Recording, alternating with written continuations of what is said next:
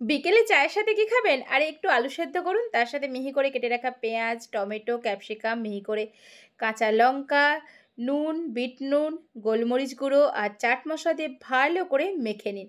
এরপর বাড়িতে পাউরুটি আছে তো, সাইডের পোড়া অংশগুলোকে বাদ দিয়ে একটু প্রেস করে নিয়ে তার মধ্যে চিজ দিয়ে আর ওই মেখে রাখা আলুর পুরটা দিয়ে ঠিক এইভাবে রোল করে নিন।